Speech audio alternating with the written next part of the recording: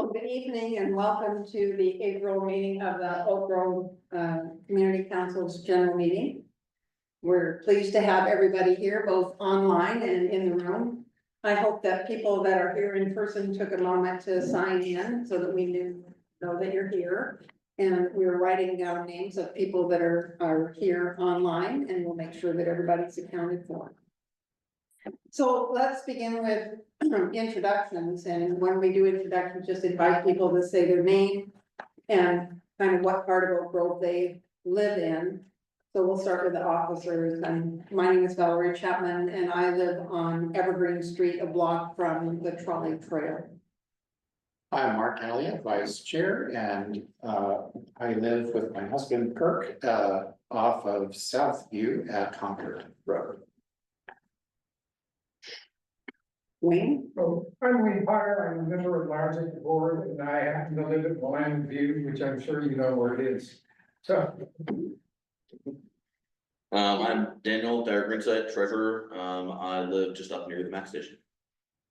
Hey, I'm Ben Cheney, at-large member, and I live up on Briggs, about 10 minute walks from that station. Okay, let's just go through the room to begin with. I'm Anna Blackmore. I live on Fair Oaks Avenue. Jane Civiletti, and I live 2 blocks down the street on a Boulevard, Fair Oaks. Kurt Porter, I'm the founder of Concord and Southview, and Parkside. Linda Seals, and I live at the end of Woodland Way, south of Oak Grove Boulevard.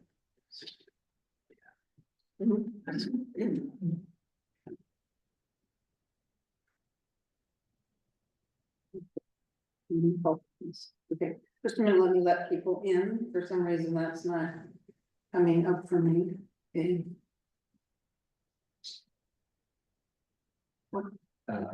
Scroll all the way to the top. I should just admit all these. You have to go to the very top if you scroll to the very top.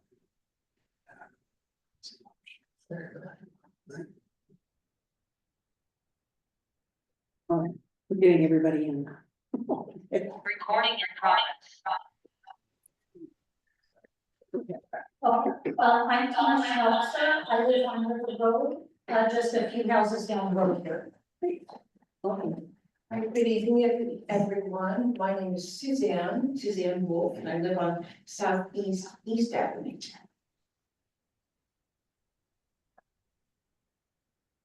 And I'm Susan Keel, and I live on Oak Shore Lane. Well, at the time, under sheriff, when we introduce you, we'll let you introduce yourself. Let's do our online community.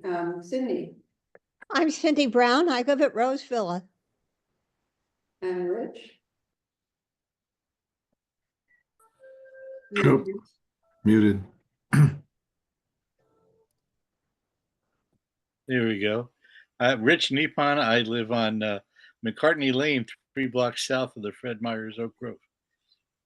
And Ben? Ben Cox, I live on Miniview Court, which is off of Parkview off a river.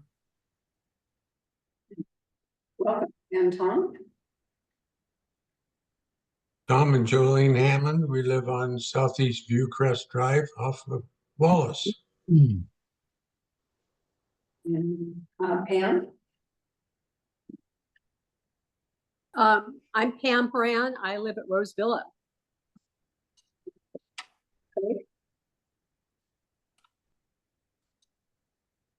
Craig?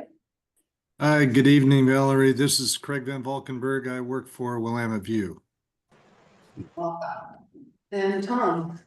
Brother Tom? I'm Tom Hogan, and we live on Oldfield Road between Thiessen and Concord. That's with the lamppost. And Joyce, who we missed when we were introducing the board, but you can introduce yourself. I'm Joyce Johnson, and I'm the secretary, and I live near Putnam High School on Gordon. Great. Moi? You. Yeah, right. Greg Wennison, I live on Oak Boulevard. Baldwin? Hmm. Baldwin, are you there?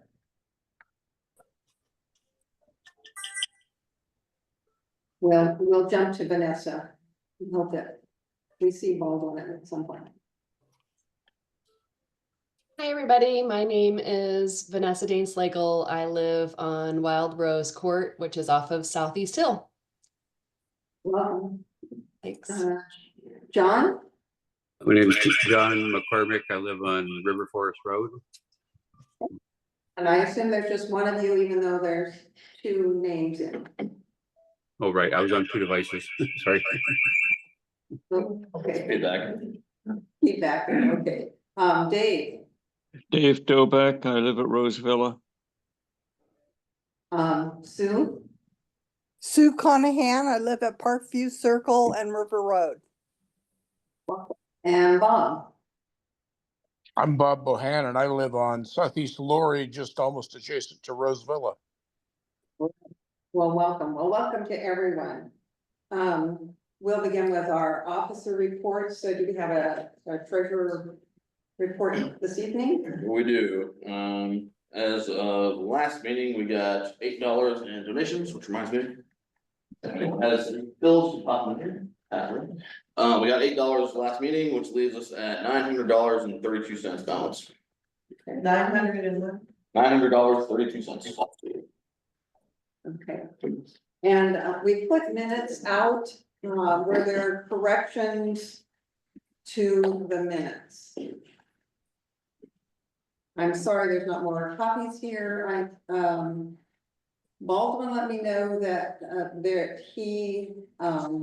there's Baldwin again. That his name was not correctly recorded where our vote was last time, so I fixed that. Yes, and I sent a couple corrections on the vote, to you, I believe. I don't. If not, then I will send them to you. Yeah, send it to my personal. Okay. Okay, send it to the info or the, yeah. Okay, were there any other corrections to the minutes? If not, then they will stand with the vote corrections that we expect to have. Thank you. All right, with that, well, we're a little bit ahead of time. Under Sheriff Lee Eby is with us tonight, and the sheriff's office had contacted us a couple months ago asking if they could have time on our agenda, and so we're delighted that we were able to work this out for April, and so thank you for being here. Well, thanks for having me. I'm gonna try to share my screen now if I can. Okay. We will try this. And we'll invite people to mute themselves unless they're talking so that we don't get feedback. Not sure. But you can mute yourself too.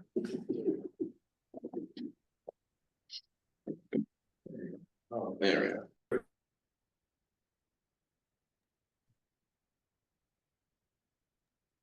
There we go. All right. Sorry about technical difficulties as usual. I'm Under Sheriff Levy. I'm Under Sheriff for Clackamas County Sheriff's Office. Just a little bit about myself. So I've been with the Sheriff's Office for 26 years now. I've moved up the ranks from deputy all the way through sergeant, lieutenant, captain, now Under Sheriff. I spent the majority of my time working in our jail. I was jail commander for about 10 years. And now moving over to our Under Sheriff role, where I oversee jail, courthouse, our finance, our operational support, which is our fleet, and our IT and all those type of support services. And so that's kind of what I do right now in the sheriff's office. I'm gonna kind of go through what the sheriff's office provides services, and then I want to at the end some handouts, and I can also switch online to show kind of what some of the statistics are here in the Oak Grove area. So kind of drill that more for what you guys can see. So just kind of as a general, just so you understand, is about 1,800 miles is the County of Clackamas. It is about the size of Delaware. Okay, people don't quite understand that. Especially as you get back east, they have a lot of counties and stuff, but they're very small. We're actually very large here in United States. Roughly about 423,000 people live in Clackamas County, so we have a pretty good decent size. With obviously, as you guys know, 2 major interstates, over 7,900 miles of roads, 140 miles of waterways. So we have that also that we patrol. And then we go all the way up to Mount Hood, which is the second most climbed mountain in the United States. Okay, so we get a lot of visitors to Mount Hood, so we can deal with that. Just so you know, the sheriff, Angela Brandenburg, was the 33rd sheriff of Clackamas County. She was originally elected in 2002 and took office in 2021, and then was reelected in 2024.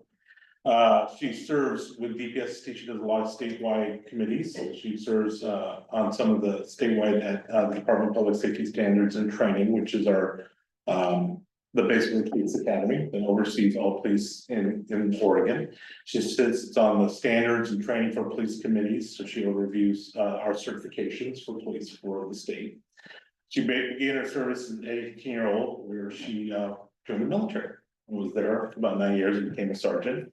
She's been with the sheriff's office for 33 years, so she's one of our longest term employees, and now the sheriff. Also started as a deputy, moved her way up. She was promoted to lieutenant in 2012, appointed the civil commander, and also the sheriff's office risk manager at that time. And then later on, she was appointed to be a director of a safe place, which I'll talk about here in a little bit. It's a function here in the sheriff's office, which became a kind of a model program nationally. It's been recognized numerous times for what we do for victims, and we'll talk about that a little bit so you kind of understand what that service we do. And then she was promoted to undersheriff in 2019, where she managed a little bit over 250 personnel. And she is a proud resident for 40 years here in Clackamas County. So she lived here. Just kind of understand for us as the sheriff's office, the deputies and all of us who work for the sheriff, our vision is to conserve safety in our communities through responsive partnerships and innovation. So part of that partnership is, again, talking to the community, working with like you guys here at Grove, and trying to tell you what we do and what we can do to help make the community safer. The mission of the sheriff's office is to provide public safety service to the people of Clackamas County so they can experience a safe and secure community. We want people, as we know, as I kind of mentioned, we have a lot of waterways, we have mountains. Clackamas County is a beautiful county, and we go from rural to urban to everything. We want everybody to enjoy the time they have here. One of the areas that the sheriff is very big on and pushes into us as we work towards our values, and our values are courage, dedication, integrity, professionalism, and respect for all those we deal with in our community. So just kind of brief kind of overview of the sheriff's office kind of organizationally. Obviously, the sheriff who's elected is over everybody in the sheriff's office. And then we have 3 undersheriffs, myself, and we have undersheriff Jesse Ashby and undersheriff Brad O'Neill. We all oversee various lines of programs within the sheriff's office. Undersheriff Ashby bases our patrol investigations, and undersheriff Brad O'Neill does our patrol and probation, our public safety, and risk management functions in the sheriff's office. And then I oversee the areas that I kind of mentioned earlier. So just so you can get an idea, there's 607 employees in the sheriff's office. Okay, so we have a good sized sheriff's office. It covers safe place, which I'll talk about, civil, which is our courthouse, and we also do civil processing, so paperwork, legal paperwork. We have investigations, our detectives, our jail, our patrol, our parole probation, and our training and wellness division. Okay, we also, the sheriff's office contracts for 3 cities that we provide services to, basically law enforcement services to: Wilsonville, Happy Valley, and Estacada. Okay, now I'm going to kind of talk about some of these areas in a little bit more detail. And I really encourage you at the end of the day, please ask questions about it, and I'll try to get as much information as I can. We want you to know about the sheriff's office. We work for you guys. Okay, I mean, obviously I work for my elected official with the sheriff, but we work for you guys. You pay taxes, and this is the services we want to give you. So just so you can understand the 24-25 budget, overall the sheriff's office is about $154 million. So it's a pretty good sized budget, but that covers a lot. So a large portion of it is public safety, 54 million, which covers our parole and probation, our jail, all those functions, and then we have law enforcement, which is about 43 million, let's say 43 million. And that covers our kind of patrol, the actual enforcement part of our sheriff's office. And then we have some training, enhanced law enforcement services, which again, this is what Oak Grove's under, is what we call the ELED. And then we have administration, and we also have a sheriff's office levy.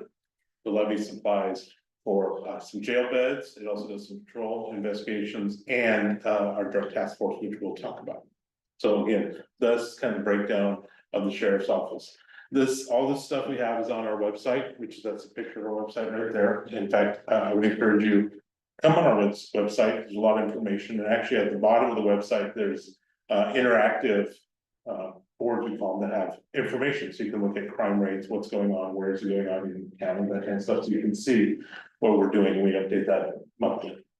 And what is included in law enforcement as opposed to public safety? So law enforcement is patrol type functions. So enforcement being deputies out on the street, you see, we're driving down the road, going out there. Public safety has to do a lot with our jail, our community corrections division. So It's most of your revenue then from general taxes? yes, so general taxes, but I'll go back for just a second. So yes, the vast majority of it is from what we call general fund or taxes from the county tax base. Property tax, right? Property tax. Right. And then we have our levy, which is voted on by taxpayers, with the taxpayers pay for. And then we have also ELD. Yes. Federal funds. Not really.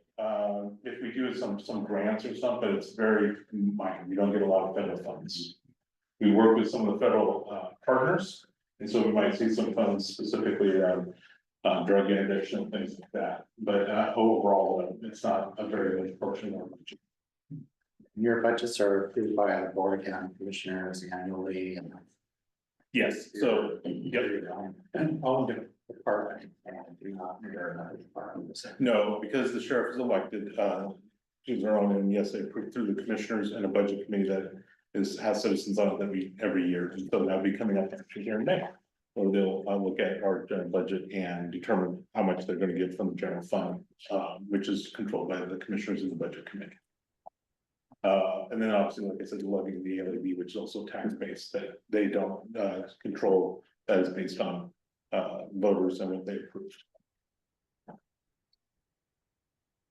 So going to kind of law enforcement, or what we call our patrol division, we have our marine patrol. As I mentioned, we have a lot of waterways here in Clackamas County. We have a search and rescue and water rescue. So we do both a lot of search and rescue, as you will see from some of the statistics there.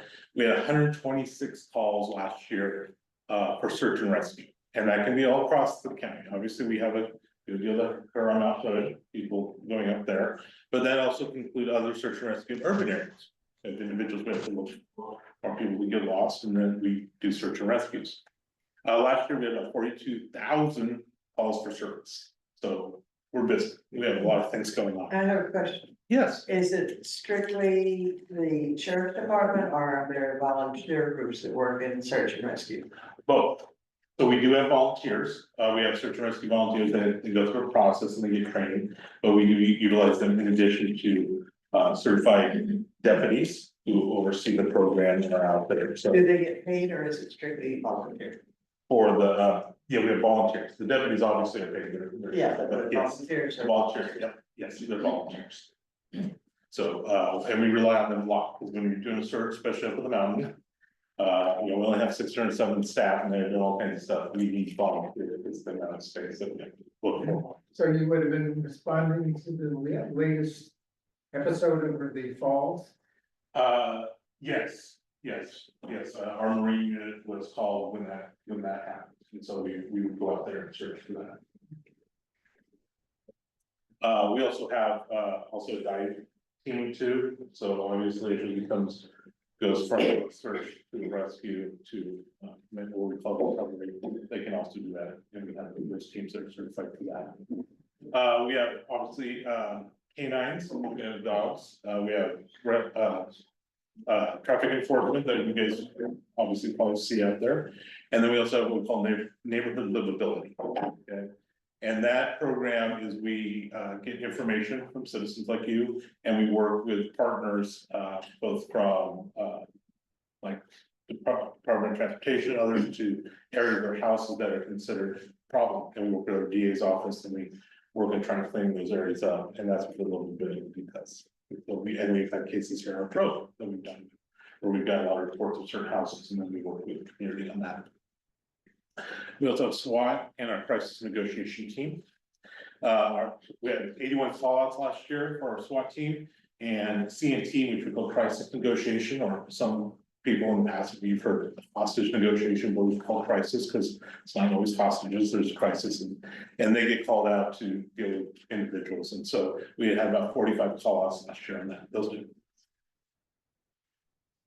Kind of call activity. So when you look at that, we kind of split in a couple areas. One, we get calls from citizens like you, and we call that public initiated. And then what we have is what we'll deputy initiated, kind of going out in the community, seeing things, going out and initiating it themselves. The vast majority, it kind of splits down the middle. We still have 55% are calls from you guys, but then we have about 44% that are deputy initiated, where they see something, they're going out, they're doing community policing, where we're trying to be proactive instead of waiting for the call to come, actually trying to prevent stuff from happening. So unincorporated, which Oak Grove is obviously in that unincorporated part of Clackamas County. These are kind of the big ones, and I'm gonna have some statistics specific on Oak Grove we can see. But these are the top 6 crimes we saw last year in the unincorporated. Number 1 was theft. We had about 3,100 cases of that.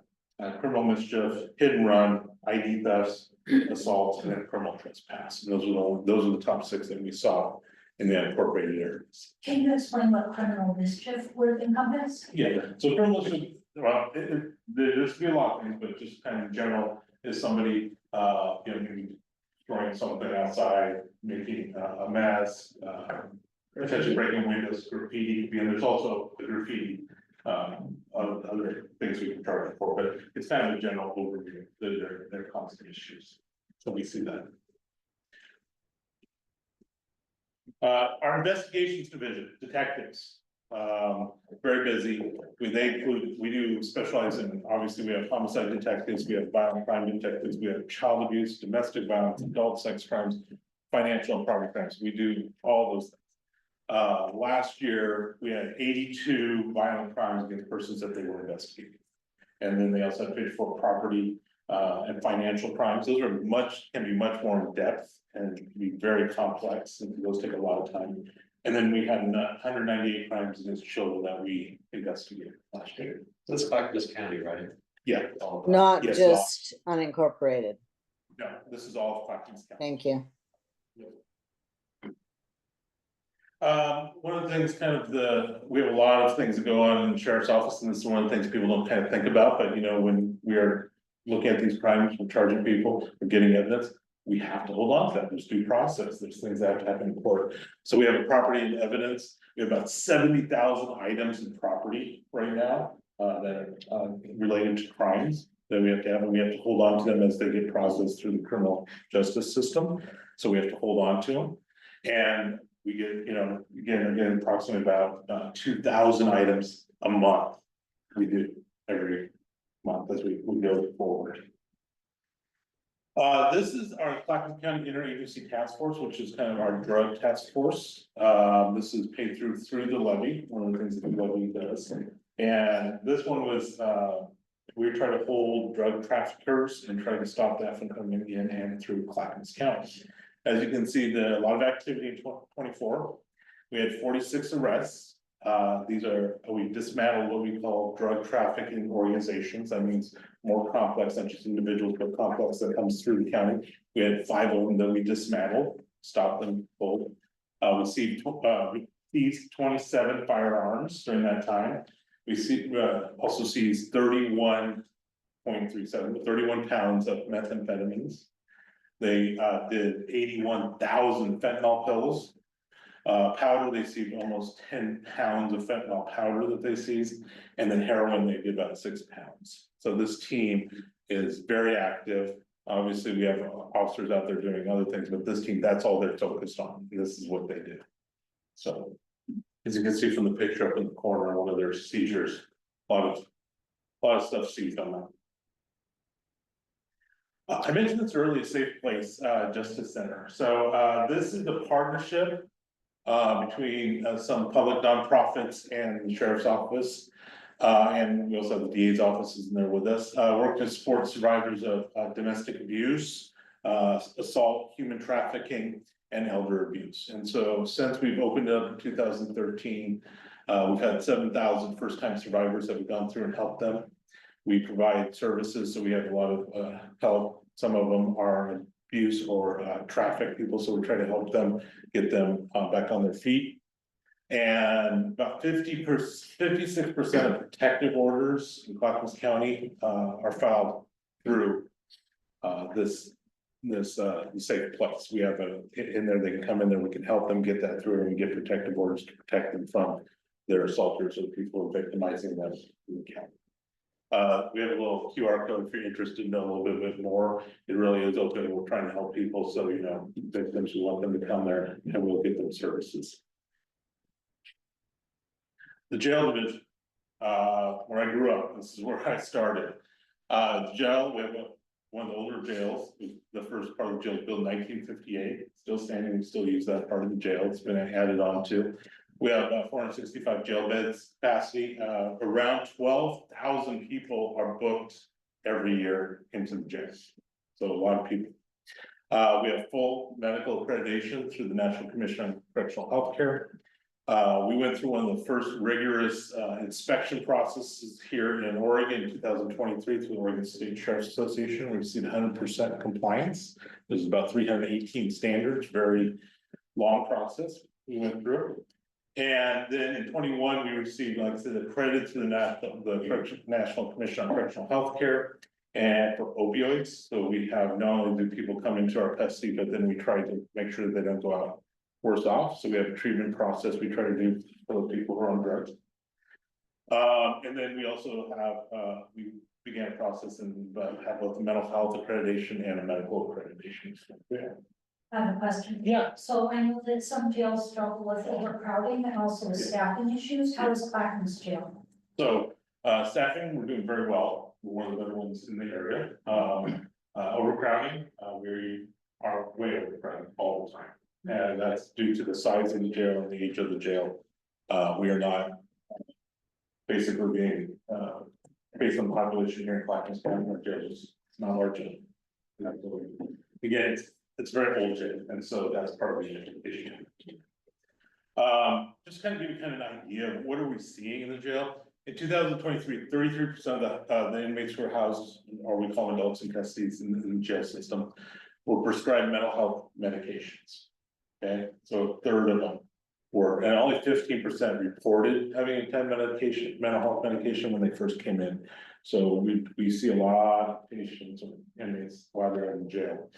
And in 2024, that jumped to 34%. It just keeps going up. We're seeing not only sicker, but more mental health issues of those people who are coming into custody. We've seen about 9% of the people who've worked in the jail report both homeless and having a substance use disorder. So a good percentage of them. And then 536 or 4% report homeless and having mental health issues. So both substance abuse and mental health are two of the biggest things we see in our jail currently. Just so you know, last year, 24, we spent $101,000 on mental health medications for those in our custody compared to $59,000 the year before. So it's running. So parole probation, in 2022, they kind of came out of the sheriff's office. They used to be their own department. But we have so much overlap that was determined that the more efficient and best use resources to put us all together, and we work together side by side. And they supervise about 2,000 individuals at any given time in Clackamas County. So they're busy. So. Some of the accomplishments, just so you know, again, talk about, you know, the sheriff's office is your sheriff's office. You guys are paying taxes. This is what you get. We have been both in 2022 and 23, both the safest metro county We again try to keep crime down. We implemented a strategic business plan. We have body worn cameras for all of our patrol officers out there. We passed public safety levy. We have online crime reporting, so those individuals, you don't have to just come into the sheriff's office and get online, and we'll take a report for you.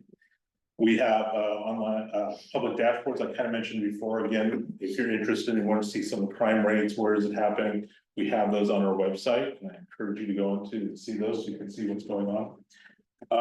We get all of our policies are also online too. So if you want to see what are the sheriff's office policies, they're there. You can look at them at any time. And you mentioned about staffing. So staffing, we're very proud of. In 24, we hired 79 employees, 58 sworn and 21 professional staff. And so that is over our year before, which is 67. So we are continuing to hire up and get more people, which is great. A few years ago, we've seen a lot of people leaving law enforcement, and a lot of places are having staffing issues. So we are hiring and bringing people in, which is great. And like I mentioned, we're the only jail in Oregon and one of the few in the country that has 3 certifications for our healthcare there in our jail. So we really are proud of that because we wanted to make sure people coming into custody don't go out. What is challenges we're facing as a sheriff's office? Obviously, sustainable funding and population growth are huge in Clackamas County. We see a lot of people moving into Clackamas County and it's getting larger, and funding is always an issue and will continue to be an issue. I mentioned the jail, it's old. It's something that is not as efficient, and things that we need to change to be better. And then lack of mental health and substance abuse services in the community. Those are areas that as much as the public can be frustrated, so are law enforcement, because we don't want every tool to be just cop showing. And so we want services out there. And so that is an area that can be frustrating at times. But these are some of the biggest areas that we find challenging currently in law enforcement. And so again, we have a lot of stuff on our website, either phone or computer. Please, we encourage you to get it on. This is our office of non-emergency. Obviously it's non-emergency. We encourage you, if you have a emergency, call 911. But we also have a website, and we also are on all the kind of social medias too, so you can follow us and you'll see some of the stories and what we're doing out there. So that's kind of basic overview. And I will get online here and share this, but I have more detailed kind of statistics, specifically about Oak Grove, that I thought you guys might find this more interesting. Is the 911 caller, are they part of the county's sheriff's department? Dispatchers are not. Dispatchers are separate from the sheriff's office. They're their own standalone, but obviously we work with them very closely. And we know each other and everything, but they are separate. Let me see real quick. I will, since we have a lot of people online, let me try to pull this out. So online, we can do this.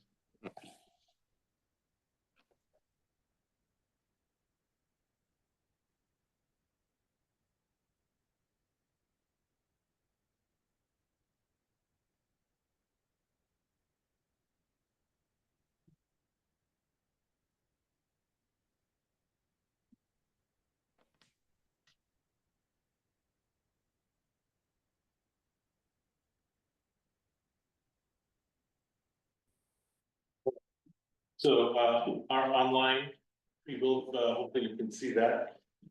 This is a document I passed around here at the physically at meeting. So I'll just kind of go through this real quick, just kind of see. So this is, we talked about some of the trends in the sheriff's office. These are some specific to the Oak Grove area. So public initiated 24 went down about 11%. So we had about 6,100 calls in the Oak Grove area. Deputy initiated went up. Again, that's what we'd like to see. We want to be deputy initiated before we get those calls, even though we're going to get called. So overall, it's a little bit of a small reduction, a little bit of 1% last year. I see there's a hand up, Joyce.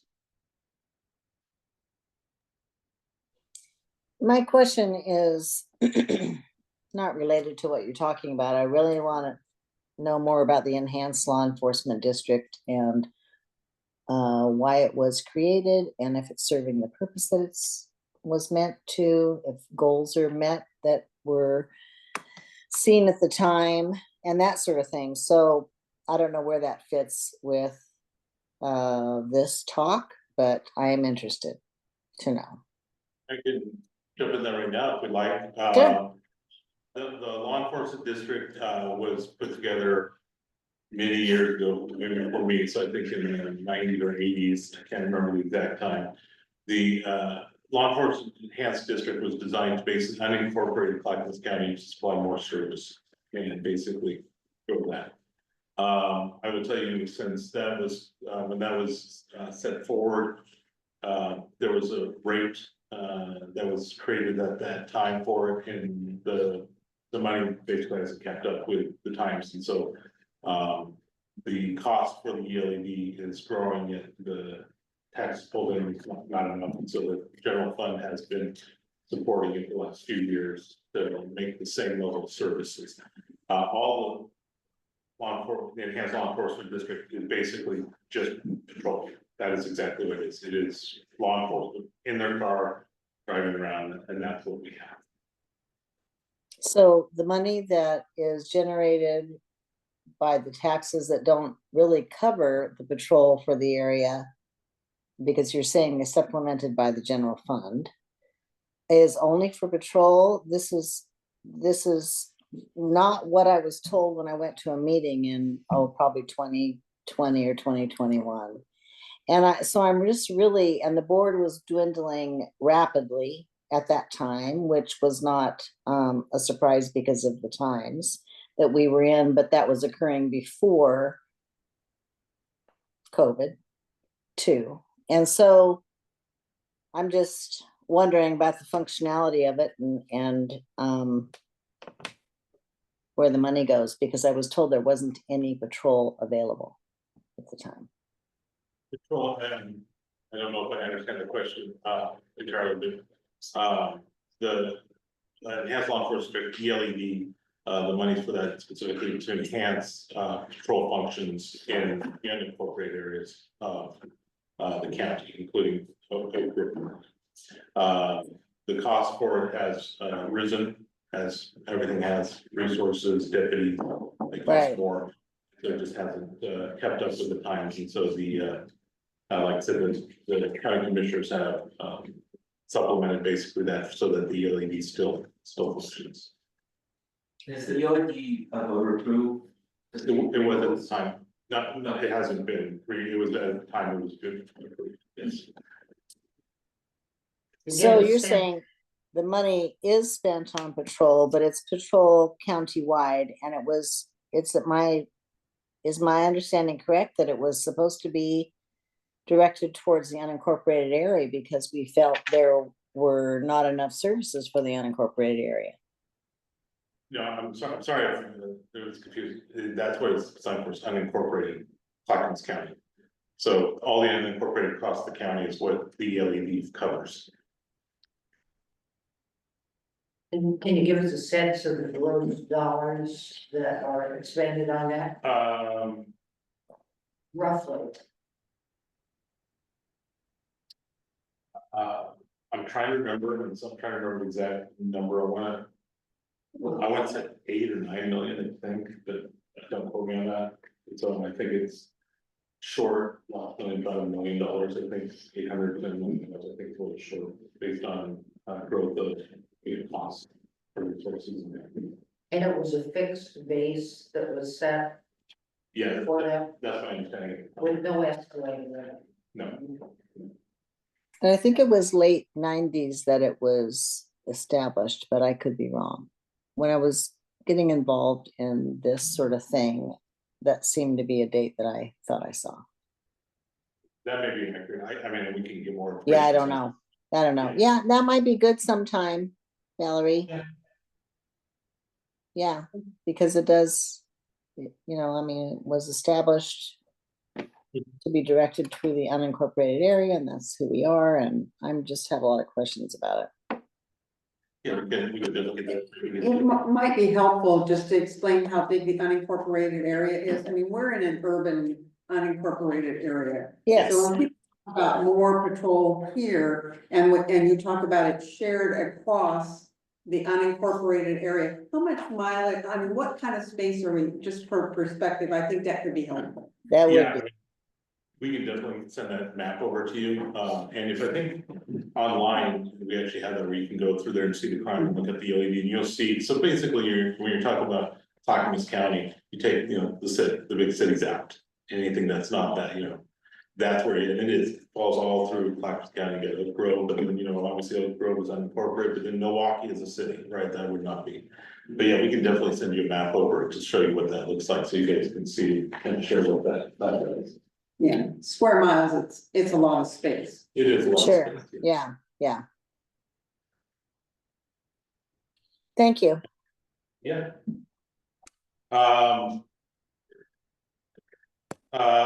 So most frequent calls, we kind of talked about a little bit, and again, suspicious activity, one of the highest ones we see, public initiated calls, and then assist public, we see those, and then follow-ups. Follow-ups are basically, we're getting the information, we're looking at something, so we're coming back and trying to figure that out. And then deputy initiated, where the deputy is the highest cause of traffic stops, right? That's where we're doing traffic stops, and then we have subject contacts where we're stopping individuals and talking to them based on information we have a probable cause for some reason to stop them. And then some civil stuff that we're dealing with some civil type of information or other things that we have to deliver. So if we wanted to try to find out exactly where in Oak Grove the traffic crisis occurred at 142, is it possible to look on your map? And I think they do show those, but I have to go look. I know the crimes definitely are. I have to look, see if the traffic crashes are on there or not. I don't remember off the top of my head, but I know there's certain stops and stuff that are shown. wondering if it was side streets or if they were primary thoroughfares or what? I don't remember directly, but I do know when you look at that, we saw obviously a little bit of an increase in traffic crashes, not a lot, 1%, but we did see an increase over the last couple of years.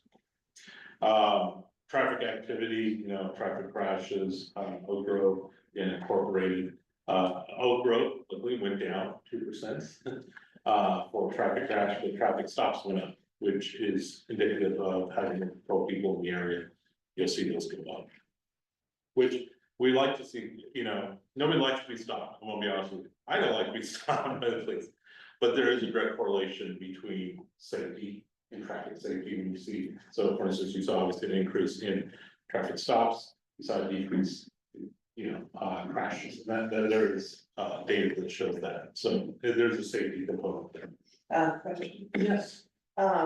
On the news lately, a lot has been talked about in Multnomah County about these street racers and. Yeah.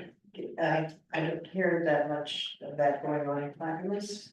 No, we don't. One, we keep also an eye on the information you hear about Portland. We hear if there's stuff in here, has it happened? Yeah, we've had incidences on like 82nd that they've tried, but our staff are pretty keen on that. We keep an eye and aware of when we hear about this stuff, and so we staff it appropriately or move resources. And so that's why you don't hear about it as much in our county, because we keep an eye on those type of things. Again, not saying it's never happened, because we've had a couple of them, but not to the extent that Portland or some of the other bigger cities have seen.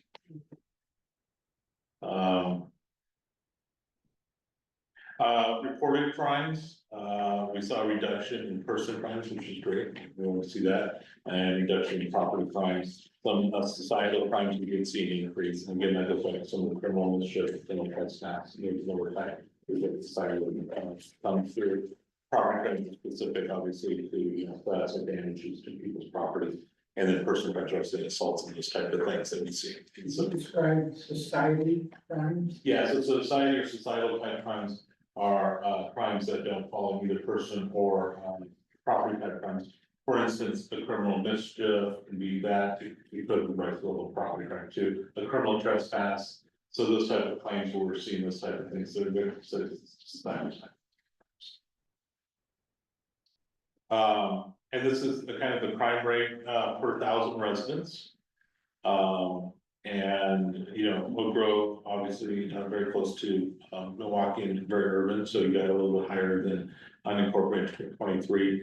However, that kind of flipped in 24, we're now incorporated a little higher than the Oak Grove area. And so that's nice.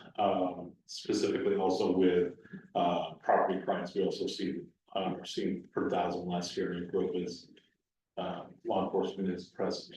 Settlement about the same for unincorporated Oak Grove, not really statistically much of a difference between the two. And just to give you kind of it doesn't give you the square miles, but just kind of the population. So Oak Grove is about 24,000, almost 25,000. And when we're talking about the unincorporated, we're talking about 188,000. So, and here just kind of the most frequent reported crimes from 23 and 24, person, property, and societal type crimes. Again, as I mentioned, societally and criminal trespass, some duty, so that's societal, drug related. And then the top three for 23 and 24, criminal trespass, duties, again, the societal were still up there. Property crimes, we have thefts, criminal mischief, ID theft. And then in person, our top one is harassment, assault, and some sex offenses. Just so you know, some sex offenses can also, in other than rape, those are not counted in that one. Sex offenses could be us arresting somebody who didn't fail to register as a sex offender, so that would fall into that too. You hear about any like criminal organizations or organizations that perpetrate crime in our areas versus just the individuals that are? The most, we do see obviously some retail theft. I'm sure you've heard about that. We see retail theft organizations that have come through the county. We've dealt with those. Obviously the drug side of it, our IPF and those who do the drugs, they're focused on those type of organizations specifically, and they tore our 5 of them last year. So we see that, but rampant like criminal organizations. Not so much other than those ones I just mentioned. So. Are flash mobs considered a societal, in the societal category, or what is that? That's the retail theft, when groups of people, I don't hear about it so much lately. But when groups of people go into a store and then leave with things. That would probably go under property, because that would be that. Retail, in Oregon, we have an actual crime now called retail theft. Okay. 10 years ago, because of that, so it would fall into that area. Yeah, okay.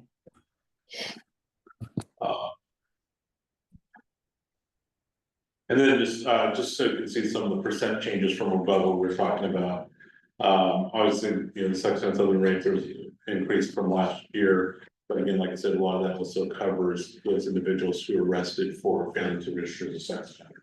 So that they fall into that category. So seeing some more thefts, which we've kind of seen across the board.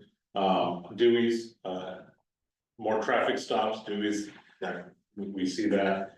Drug related, as the last year's drugs have become more criminalized drug use, we're seeing an increase in those arrests. So we knew that would happen. Is rape considered an assault? Not in this chart. It is an assault type crime, but not in this. That would be we would call that out specifically. So it would not fall under assault as this chart shows. So it's not listed there. No, it's not on the top crimes in the appropriate. Again, the 3 most important crimes unincorporated were person, property, and society. So we have assaults, harassment, menacing, thefts, criminal mischief, couldn't run, criminal trespass, regulated duty. And so kind of compare those to what Oak Grove is, what we're seeing across the unincorporated areas. So that's kind of a really quick and kind of basic kind of statistics to see what you guys in Oak Grove see versus some of the other part of the county, what that percentage over the last couple of years are, so you can see increases or decreases in crime rates. Yes.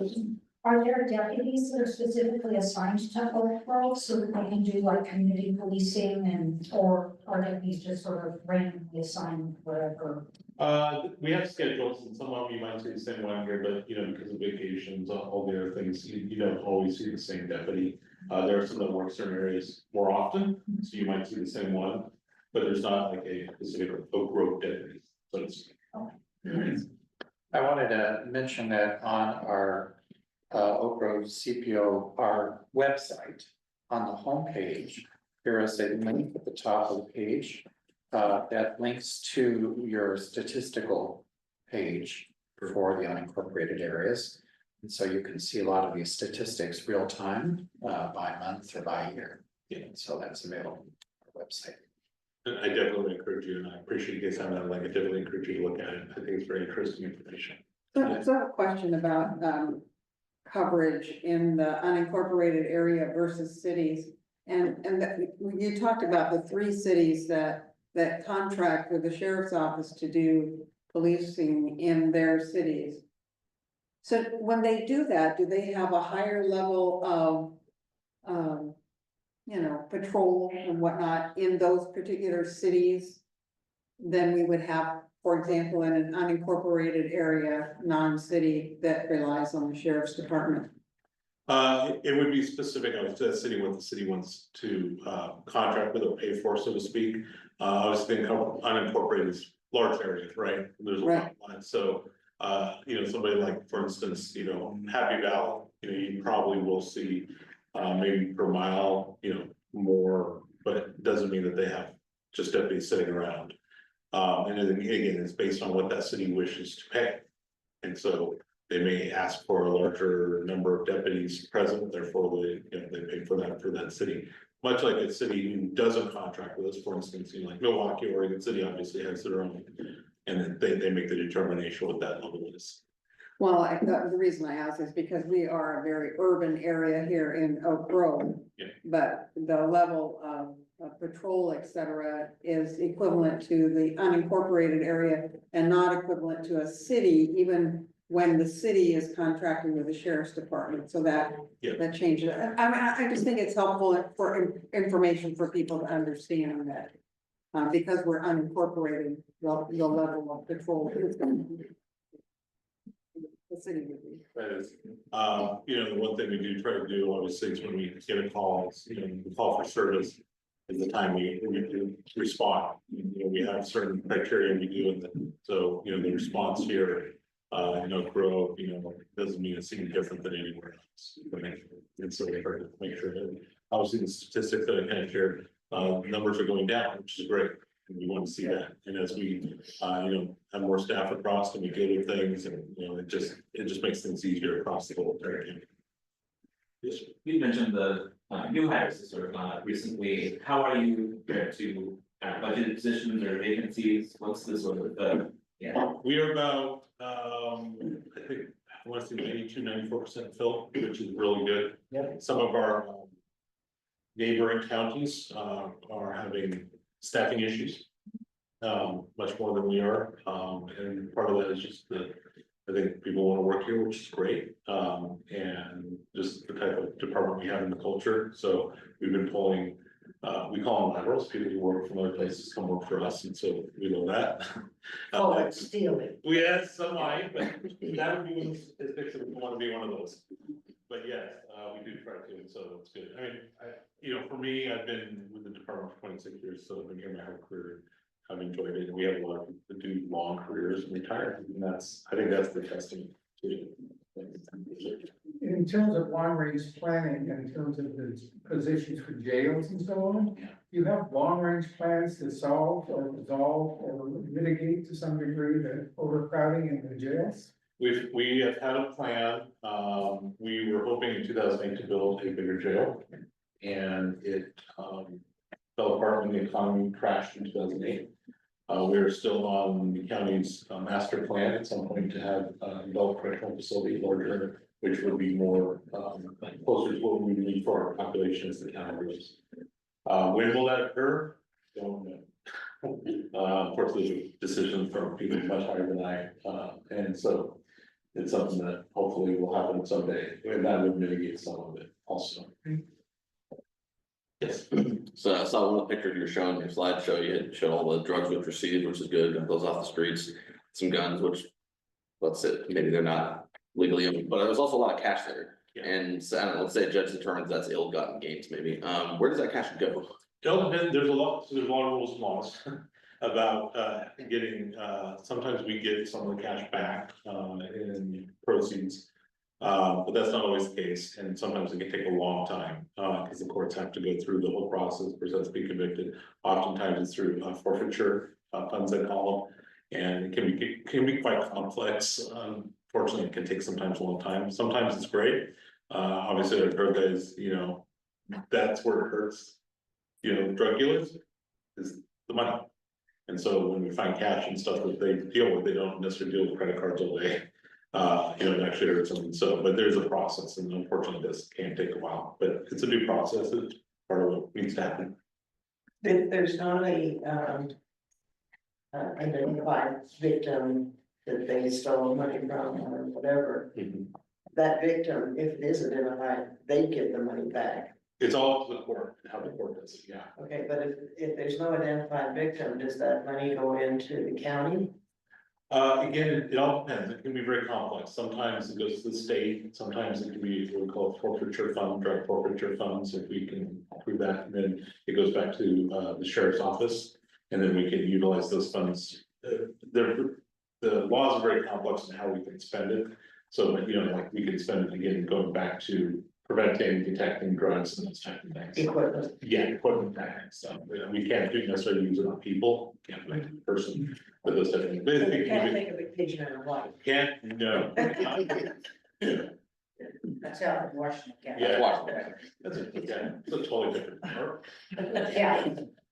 So, I understand that the destruction of drugs, the mechanism for that within the state has gone away. In effect, and we're having to have drugs destroyed by taking them out of state or other places. Yeah. How is that affecting, or do you know if it's affecting what the expenses are for handling drugs in our state? it will eventually catch up with us, the payment to destroy the stuff that you're talking about, and specifically, actually, it affects us more on evidence destruction, like for firearms that need to be destroyed, that kind of stuff really does affect us, and the state is still trying to come up with a solution to that. And there's some legislation out there, so, but eventually it could cost us more if we have to transport somewhere else. I'm noticing more folks around Oak Grove that appear to be homeless or having mental health issues or addiction or some combination of those. When the sheriff's department makes contact with those individuals, either because they're on patrol and see somebody who's not doing well or responds to a call, does the sheriff's department partner with social service agencies or nonprofits here in Clackamas? How does that work? Yeah, so there's multiple ways, both mental health and drug addiction. So mental health wise, we have clinicians that actually work with us and are embedded in the sheriff's office. So we don't necessarily every mental health call have to be just an officer. So we do utilize them, and they also do follow-ups. So like we get called to a place where somebody's having some mental health issues. They may do follow the next day or again. So we try to get them into services. And so we do partner. We have a lot of people we do partner with in the community, in the county, and then drugs. So it kind of depends with drugs. Again, where if there's a crime, we have to go to the crime itself. So for instance, in our county, we actually have, which is under jail, we have actually in-person treatment center called CSAP down in Milwaukee, that those people who are justice involved can go to, and some of it's through sentencing, some of it's before sentencing, but it's a very intensive inpatient program for those people, has a very good success rate. Very proud of that program, and that's one thing we have. And then we obviously also utilize what we call discharge planning. If somebody had to go to jail, sometimes we actually get them into treatment. We work with the treatment providers in the community to help them get into treatment upon their release. That includes working with them for what we call MAT, medical assisted treatment. We do that in jail, and we will work with them and the providers out in the community to get them. For the patrol officer, those people on the road, it all depends upon what the issue that's going on at the time.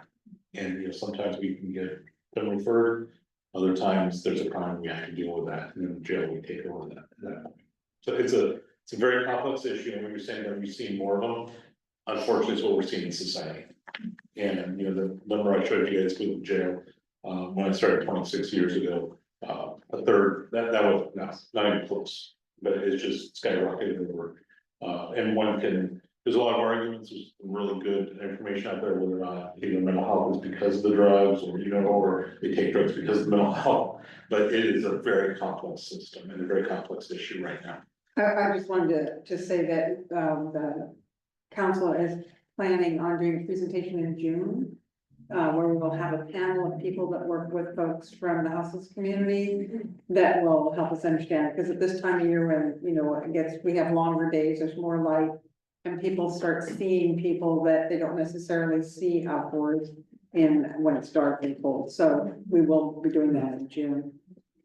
That's awesome, because there are resources out there.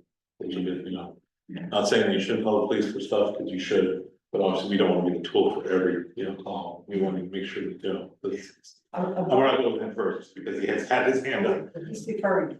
Oh, he's deferred, oh, I like it. Just a half block of the street here on River Road, the police were called out for a person who was in obvious mental distress. And I wonder what, or if the mechanism is for the resident who lived there to follow up with that and to find out from the department what happened, where was that person taken to, are they coming back? Do they, what happens? You can call the sheriff's office, but a lot of that information, some of them I can't give to you, because obviously if we take them to a hospital or something like that, there's that type of thing. Just wondering if they have that information to say, yes, the person had been what happened. Yeah, it all depends on what happened, what we can tell you, and it's not that we don't want to communicate. Obviously, if you see an officer there, and you can, it's all dealt with, you might go up there and they might give you some info. Yeah, because the officer had to come back the next day, give them some information.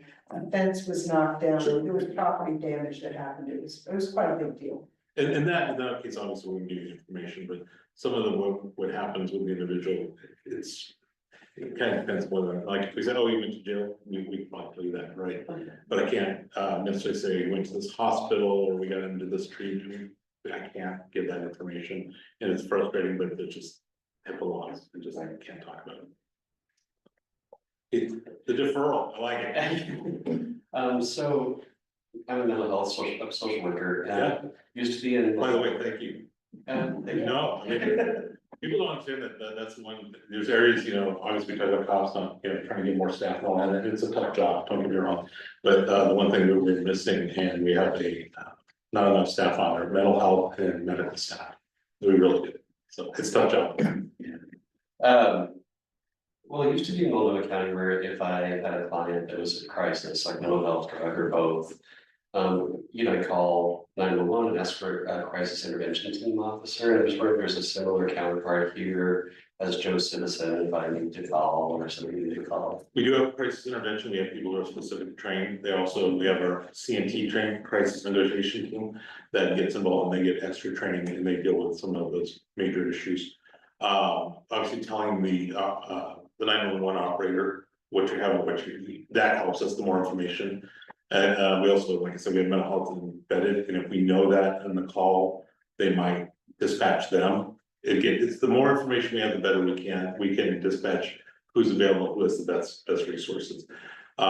Sometimes the resources aren't there because they're dealing with something else, so it's that priority stuff, but the more you can tell us, the better off we'll know. Higher the chances. Yes, and there's, obviously, like, there's no emergency, and then there's an emergency, right? You're seeing somebody that looks like they're in crisis, but they're not doing anything really illegal, you might call them out crisis. Not and tell us and get that information so we can get that out to dispatch and get that out to people. Obviously, they're doing something, breaking fences, doing that kind of stuff, it's 911. And we will dispatch appropriately based on that, so. So I'm gonna check in with the online community and see if there are any other questions that folks have. Kind of listening into this conversation in the room. Y'all good? Okay, good enough. All right, Suzanne, Please don't, thank you for all your information. I have a curiosity about the badge you're wearing on your right sleeve. I am not familiar with the flag that is shown backwards. So, Your reason. this is actually the way it's supposed to be, and so the reason it's this way is because, if you have the other way, that means you're retreating. So when you see military, they'll have it this way, because the other way is actually, and you see it in movies because it looks better. But this is the way you're supposed to, because this way it shows the flag never retreats, and. Good answer, yeah. No. Mhm. You can imagine like if you were holding an actual flag. Right, yeah. Go that way. You're going forward, you don't, yeah, and so. So we have been graced with under Sheriff Eby's time for nearly an hour. And I want to thank you, see if there's any other pieces that you would like to add for us before we pull this part of our meeting to a close. No, I just thank you guys for having me here. Thank you for all the questions. It's better than me just sitting here talking. And, I just appreciate this in the community. I mean, public safety it's a tough job, don't get me wrong, but we can't do it without the community. So people here who are interested in asking questions, wanting to know, it's better and it makes us a better community, a safer community. So I really appreciate you guys. Well, thank you. Thank you. Appreciate it.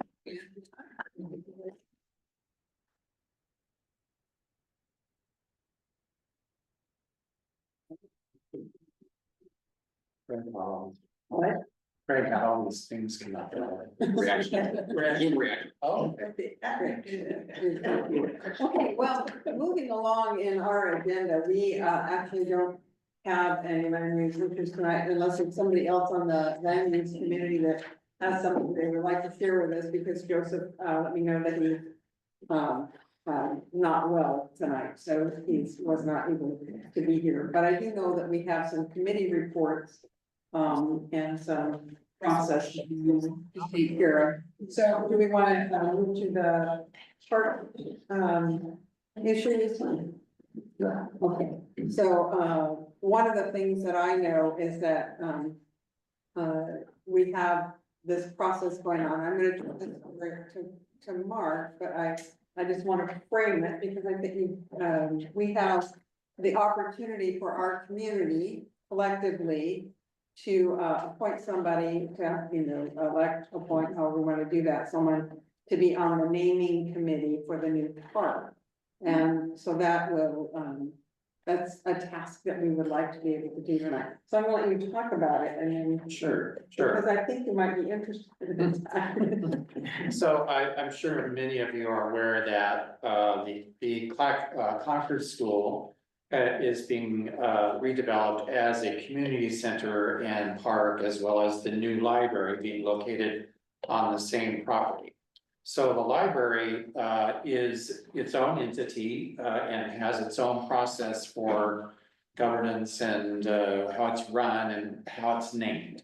However, the property itself and the building of the old school is owned by the park system.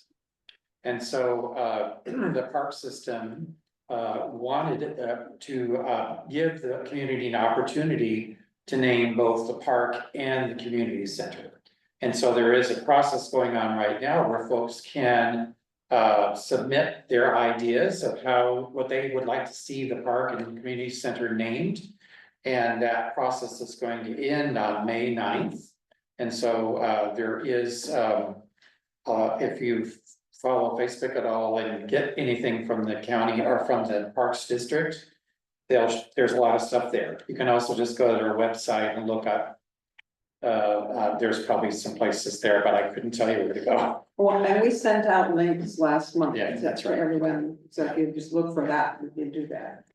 And so the reason that, of course, they want input now is that, so the park is going to be opening November this year, I think. November, that timeframe.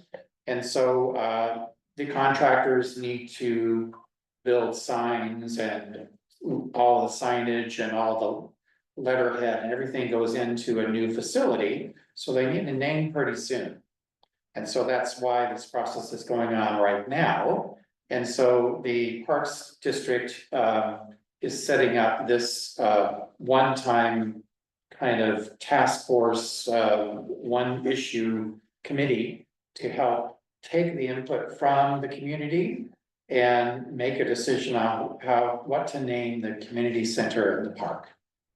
And so they have reached out to us and said they would like they would like us to appoint someone from the community council neighbor community to be on that committee. That committee will also be made up of district advisory committee members and some staff members and some other folks that I'm not sure who they are.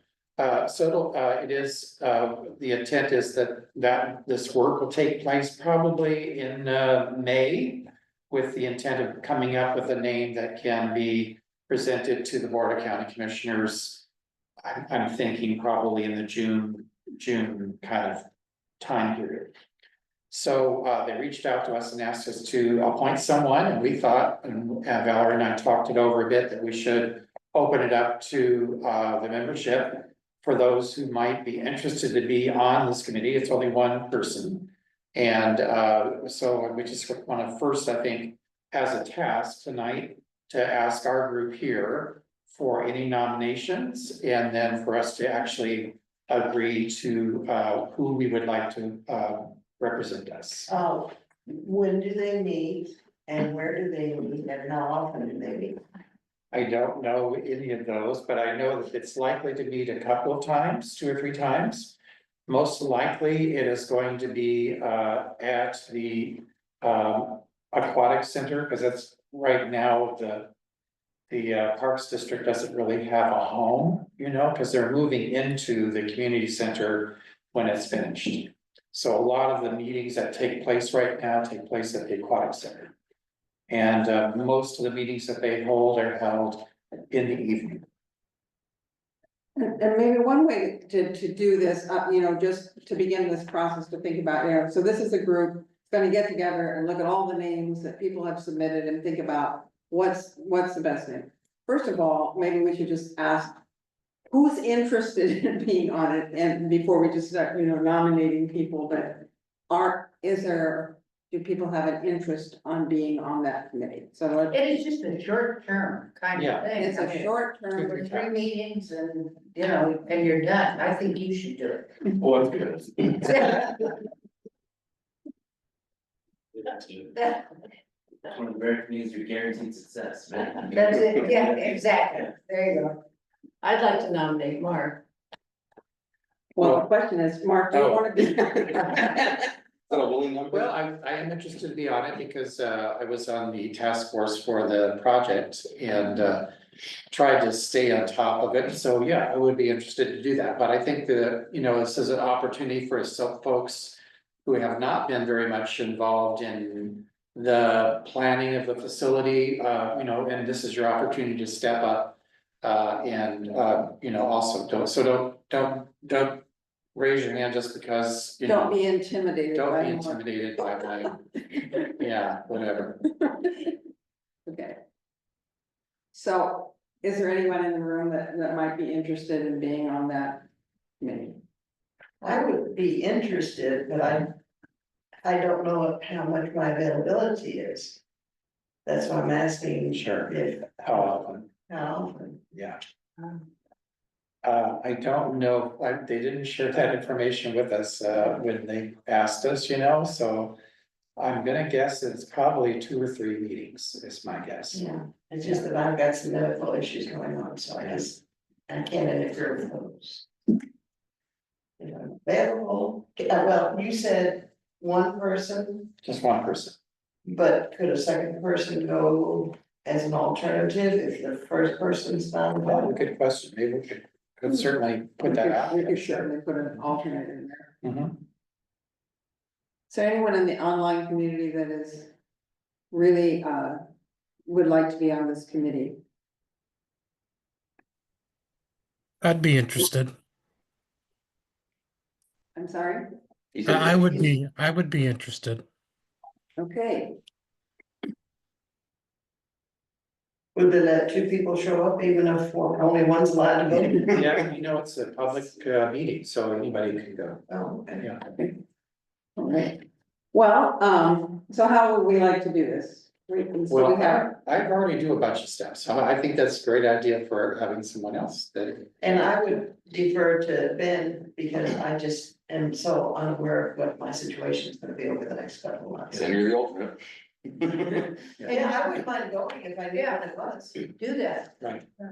Well, yes, well, we'll publish that maybe through our email or something when we find out when the meetings are. Does that make sense, Valerie? Do what, yeah, to let people know. When the meetings are, when there's a discussion of the name. Okay, Yeah. We don't know when those meetings are yet, but if, when we find out. I'm hoping we can share that, one way or another.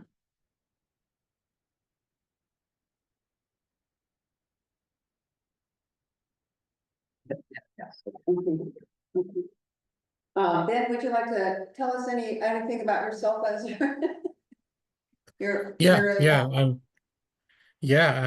I would just simply be interested, I've been hearing a lot about the park. Lately, I haven't been too involved in the community, and that's one of the reasons why I'm attending today is because I want to do more in the community that we're going to be living in. I have a son who turns 3 next month. We plan on going to the park a lot. So that's why it's something that I would be interested in and invested in because, it's his future and other children in the community. And I want to, that'd be something that I can do to give back. So do we have your contact information then?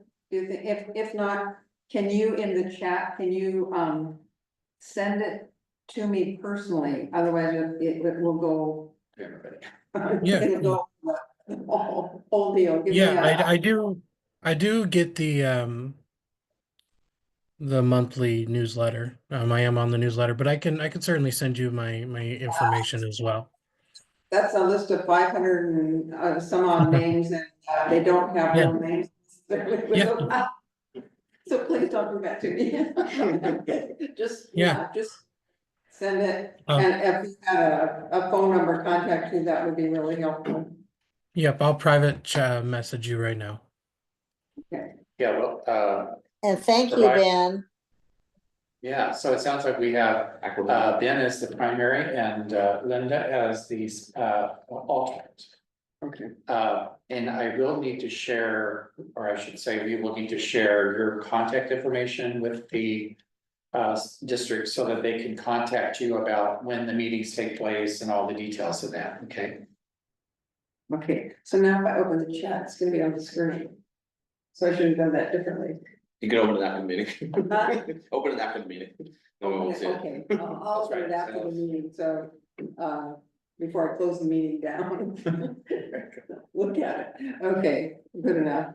Okay, well, that was simple. Do we want to have like everyone vote? Oh, is- unanimous or? So let's do an acknowledgement somehow. Can we affirm that we would like Ben Cox to be the person representing the Oak Grove community on the naming committee? Yeah, Linda Seals asked. Yes, Second. Second. Third. yes. Are there any negatives? I mean, you can do a thumbs up on your, just. Yeah. Good. I just want to make sure everybody's comfortable that we've done this. Okay. Yay. Well, thank you both for being willing to be on the committee. I think it'll be really exciting to see what you guys come up with. All right, okay. You just can't call it Concord Park. Okay.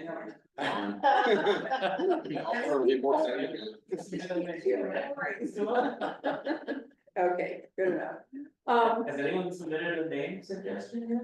Oh, yes. For sure, yeah, and you guys can all do that. You can still do it till the Yeah. ninth. Till the Till 9th. May 9th, you can submit your Ideas. interesting. So odds are, it's probably not, the committee won't be meeting till after the ninth.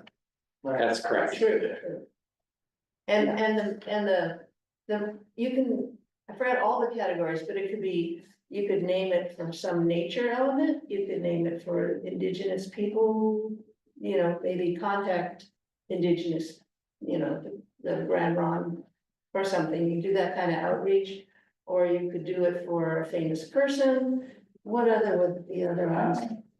Some historical Yeah. event or historical thing that happened. So we could name it the Amita Blackmar. No. No. Yeah, a celebrity. There is, I think that where, when you go to the website, there's a criteria that's been laid out as far as. Yeah, right, okay. What can be, Some guidance. And that's the North Clackamas Park website. yes. And we Yes. did, the email follow-up to our last month's meeting, we sent out a link very specifically about the naming, so we could send that out again. If people are interested in knowing exactly where that is, so if you have a name that you'd like to submit, great. And I would mention that when the park opens, there is gonna be a huge celebration. The community council is going to be present there as the council itself, and we'll be talking about that in the future, about what that's gonna look like and, you know, how we want to participate. I would just be hopeful that most of the people on the naming committee, you know, are part of like Oak Grove, because this library park is in Oak Grove. Very exciting, for us. There, just to tag onto that though, the Oak Lodge Library is, you know, pretty much oriented to Jennings Lodge and Oak Grove, and so is this community center and this park. But it's a park in Oak Grove. Ours. I didn't say that, okay. Okay, all right. Is there anything else from NCPRD in the park? Yeah, now you thought this was a great opportunity, well, there's a bigger opportunity. The Parks District has various sub areas, and it has a volunteer group called the DAC, or District Advisory Committee, that has terms, and currently Mark and I are from the sub area 2, which is mostly Oak Grove, and some of Oak Grove is also in sub area 1 with Jennings Lodge. So there are openings that have to be filled, because my term ends in June and yours is going on. Yeah. For a while. And so I want to invite and encourage people to think about being on this advisory committee. You get to know the director and the staff of NCPRD. You get to help make the recommendations that go to the board of directors. You get tuned into the inner workings of the district, whether it's the financial part or the just priorities, the recreation side of things, the park sides of things. And you also can be like a conduit for communication between residents and the staff and the board. So you just get plugged into the whole picture, and you get a sense of the whole district, which I certainly didn't have when I first started out. So, you know, you can really tune into your local parks and your local needs, but also the bigger picture. So I would like to recommend that people really give that some serious thought, because each sub area has 2 representatives, and without that, there's a much reduced connection between the staff and the directors and the people that they serve. So it's an important role to take, I think, and as I've gotten to know the people at NCPRD, I think they're some of the finest people that we would ever want to meet, and they're very dedicated. But they need the advisory committee to be part of the picture, because we're like the voice of the public. So that you decision can will be go. made when? Well, my term ends at the end of June, so it's related to the fiscal year. So that if you were on the DAC, you would start in July 1st. And the opening, you can apply through the end of May, I think. And you go to the county website, and they have something called the ABCs. That's all those advisory committees and boards and that sort of thing. And that's where you apply. And did that answer the question, Mr. Warren? If you go, yeah, I think that's basically it. If you Is want to that- find out more about the DAC, you can also go to NCPRD's website. So are they taking applications now? Yes, Okay. through me. And for people who want even more information about parks before they might decide, the director of the NCPRD will be our main speaker next month. So she will be here. Okay, that's good, that's perfect. Yeah. Just before the thing closes, but Yeah. before that. Yeah, that'd be great. I'm glad she's gonna be here. Okay. And just saying, she's a fabulous director. I think we really got lucky with her. Do we have other reports? Greg, do we have a certain report tonight? Not much to say. We just completed a basic cert class last Saturday. May 17th, I think, is the next CPR, AED, and first aid training. That's correct. Saturday. So if you need certification, the class is free. The certification is a whopping $14, but it's part of our public service. And it'll be held at Rose Villa. So if there's anybody who needs certification or wants it, I think it's still on the Oak Lodge Water website. I'll check on that. But you can probably link in here to the sign up. And Greg, I was wondering if you had any update on your financial problem. so on the 13th, we'll go in front of the Oak Lodge Water Board and request sponsorship from them. We've met with Brad Elbert, and he seems to think that there would not be a problem with it. Our financial footprint is pretty small in terms of what we actually need. It's basically just liability insurance for our staff members. Other than that, we haven't heard anything about FEMA grants, which we're under review for sanctuary states and the like. So that's still up in the air. We're going to get a pretty big bump this year for some reason. It seemed like it was unbelievable, and actually it is kind of unbelievable. So we'll see whether the FEMA grant is going to kind of run through or not. Keep us in the loop. Thank you for your work. Yep. Are there other committee reports tonight? I want to give everybody a little update on the Oak Grove Festival that's happening July 28th. Excuse me, June 28th, not July. Yeah. June 28th. June 28th, yes, and we have usually have about 100 vendors every year. About that number this year, we've already have, I think, 70 some odd vendors signed up already, and it's not even May yet.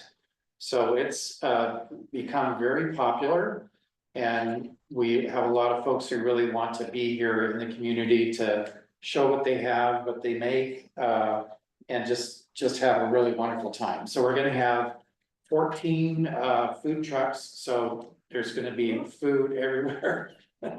We have 4 very, very good musical offerings that will take place behind the Awakening Coffee place. And you know, we try to improve the festival every year, so we're making some other improvements to make it more fun, more enjoyable, safe, great for children, great for goats. People bring their goats, and you know, so it's you know, so look forward for a lot more information that's coming out here by Facebook, and you'll see some flyers and that kind of thing coming up. But we sure hope we'll see everybody there. So in the past several years, the Oak Grove Community Council has been the sponsor of the Oak Grove Festival in the amount of $500 coming from our funds to support the Oak Grove Festival. So the question is, is there any motions from the floor to do that? Yeah, to support.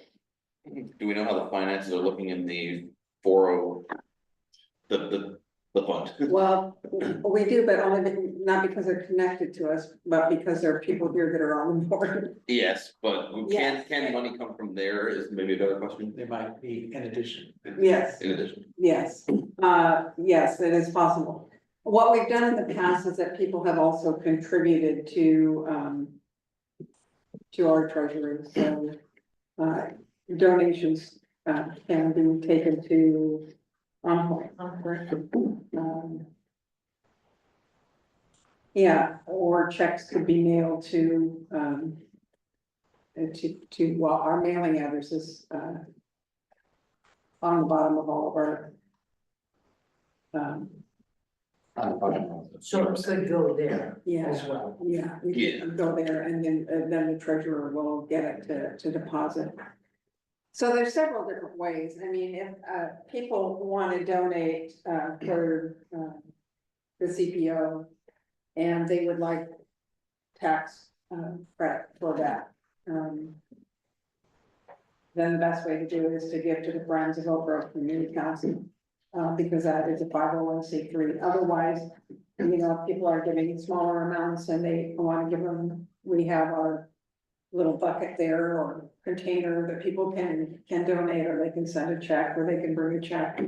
But we try to encourage people to help sponsor when we sponsor that we don't just get, you know, just don't pay it out, but we also try to do that. But we have sponsored it at the level of $500.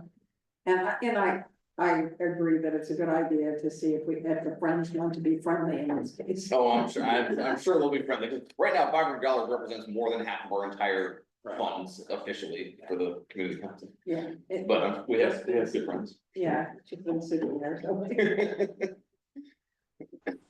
I would make that motion. I'll have it call you back. I second. Who seconded? Joyce. Joyce. It's a great festival.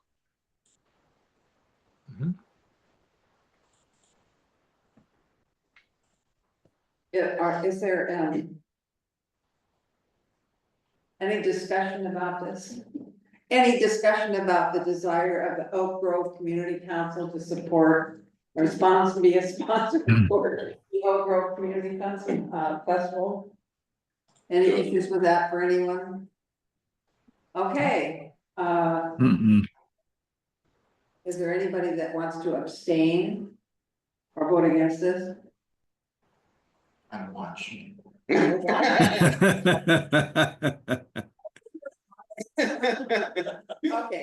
I think we're good to go. It just seems like something that makes sense and. Is there any way you can put out an email with where you said to donate money to? Yeah, and there's also a link on our website, correct? Yes. To the Friends of Oak Grove Community Council, but I can send that out also, a link to the Friends, because you can donate to the Friends of Oak Grove Community Council online. You can't donate directly to the CPO, it's because we're a whole different entity, so, okay. We will have a booth at the festival, and I think Ben has offered to help organize that, so we're gonna need some volunteers, and I'm gonna work with, I'm gonna work with you, Ben, and get us all, get some merch and all that kind of stuff. Yeah, we hope to continue some of the things we did last time. We had a lot of participation with people that were, felt positive about naming their favorite restaurant or their favorite business and a lot, I actually go to a couple of restaurants and see our little certificates up on their wall. This year, I guess, maybe make them a little more significant. Yeah. Anyway, so, Colorful, maybe. yeah, all right, good enough. Pretty good, my opinions. Was it actually organized the festival? It's part of historic downtown Oak Grove is another 501c3 locally, so that's one of their main functions every year. And there's an organizing committee that puts it together. And you can get just as involved as you would like. And we'll be calling for volunteers for that day too, so. And we are hoping that, the weather is mild again this year. Yeah, Oh, he done that. the year before it was so hot, we were dying Yeah. in the rooms, anyway, so we're not gonna do that. Are there any other announcements for the good of the order? Yeah. Susan? Actually, Mark does something besides the. I've got an announcement too. And we have been working on the budget at the, Oak Lodge Water District. And, we had 2 meetings, Mark and I are both on the budget committee. The budget committee is comprised of the board and an equal number of citizens. And, Mark's on there as well. So we have been going through the budget in great detail, over 3 weeks now. And I understand somewhere in the room are a couple of copies of the capital improvement budget. If I haven't seen them here, but there were supposed to be a couple copies that I have extra here if you need them. But there will, the budget that we have adopted and are sending on to the full board for consideration is about, what is it, about 6.5%, 6.4 is my recollection on that percent higher. And there has been real effort to constrain the operating side of the budget because we have some large capital projects that are driving the increase in that. And we've talked to you about those before, but the 3rd level of treatment at the treatment plant, even though we've been able to secure $3 million from the state to help offset some of the costs on that and have access to very low interest loans in doing that. And then we're working on essentially the sewer side pipes, because we have water that doesn't need to be treated getting into those pipes because they're old and cracked. And so we're taking it basin by basin and going through the system and working on, well, first doing the smart kind of analysis that helps figure out where the real problems are in it and how they can most economically be repaired. It's not a matter of just digging up everything and starting over. It's various methods of lining and repairing those pipes, but it ain't cheap. And then the other thing we're doing is the same kind of look at the water conveyance system for the drinking water. And we have a major project on Oakfield. So the infiltration kind of problem, the 3rd level of treatment at the treatment plant and the water line on Oakfield would be the big drivers of the expense. But mercifully, we're not even on the chart with what all of us have experienced in the last couple of years in terms of a rate increase.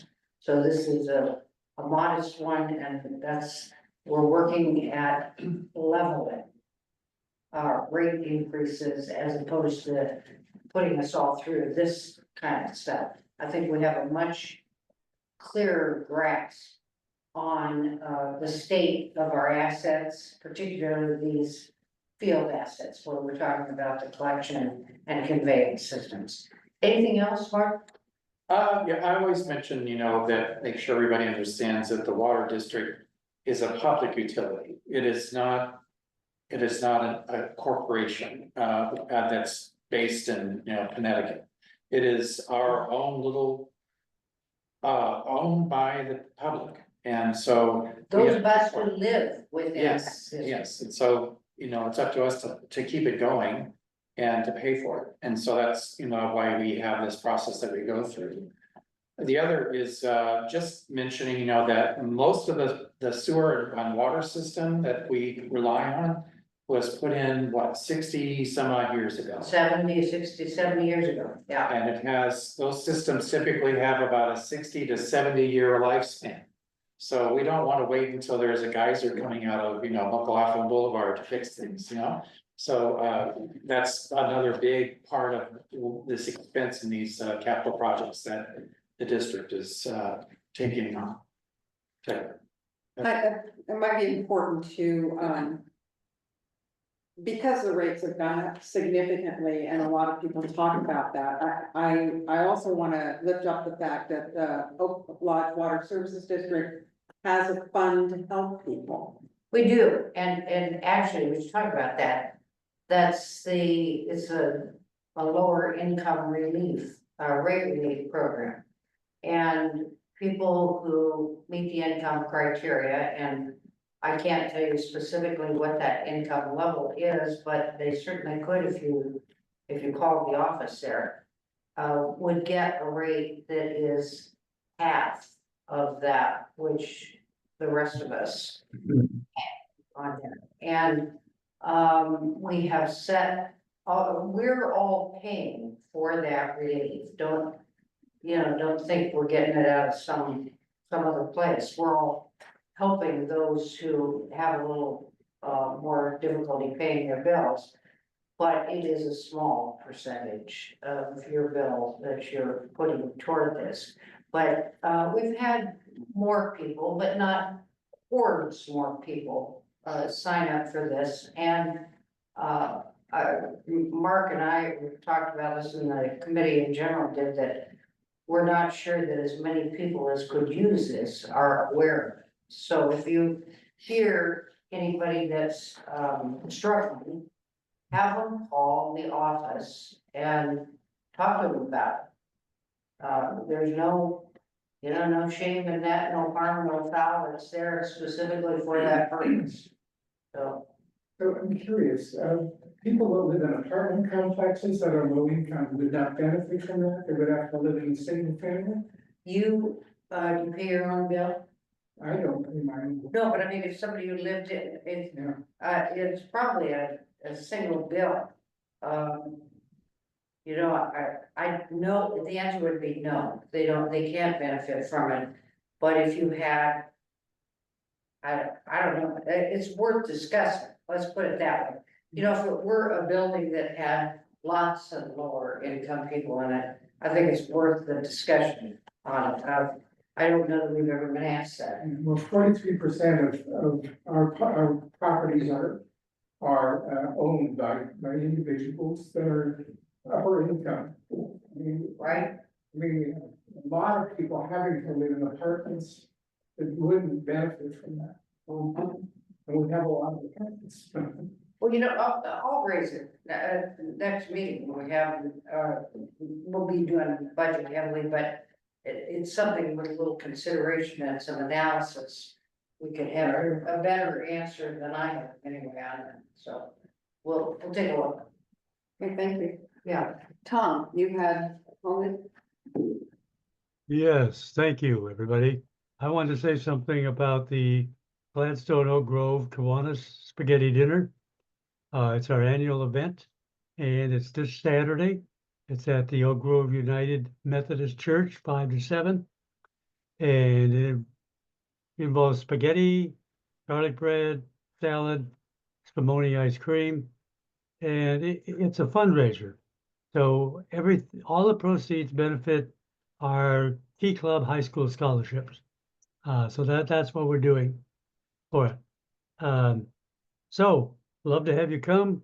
There was Valerie sent it in a flyer out about it last time. I've got information. You can contact me, or you can just show up. Please tell people about it because it's a good cause. It's Saturday night, 26, 5 to 7. Thanks, Tom. Thanks.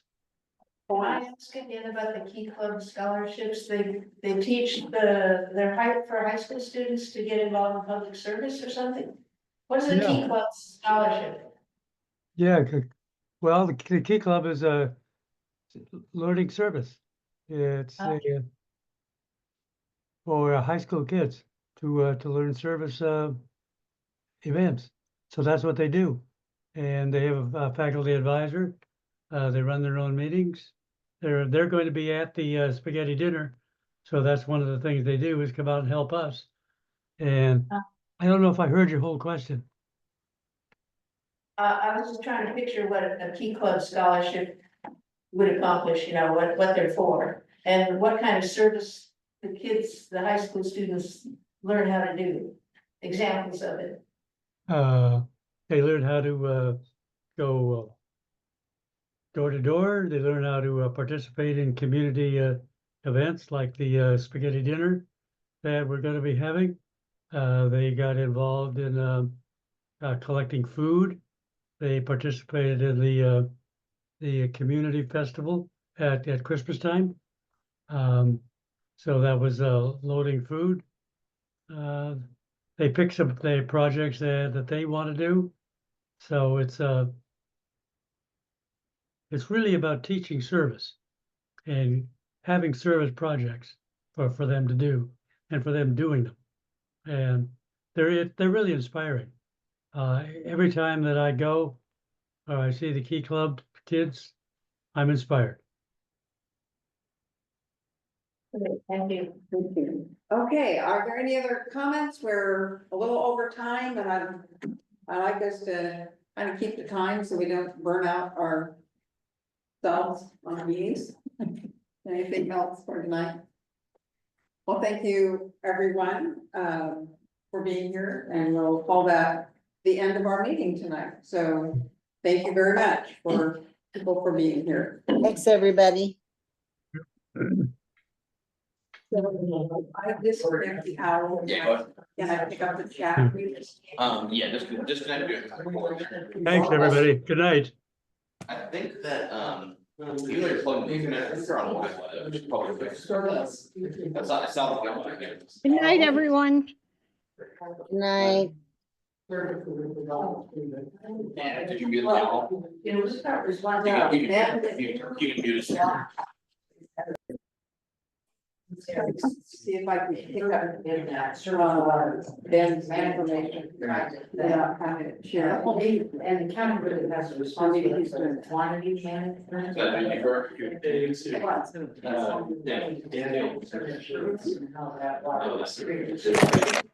Yeah, sure. So Ben, can you? I can hear you a little bit, yeah. Okay, so, yeah, so I'm looking to see, you're typing your information in, yes? Yeah, I was gonna send it to you privately. Right. See if this, I mean, I accidentally just like throw it in the bag or something and there's. Yeah. Is there like a bag of equipment that stays here? We have a, in the cabinetry over here, we keep all our stuff up there, so I tell you where it is. Valerie, I just had a little question for you in the chat. I don't know if you see that or if you just want to talk about it.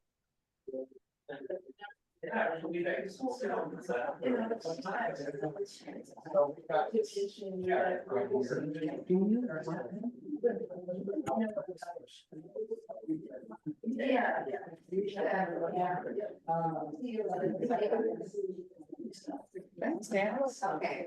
Yeah. What, keeping up with the money?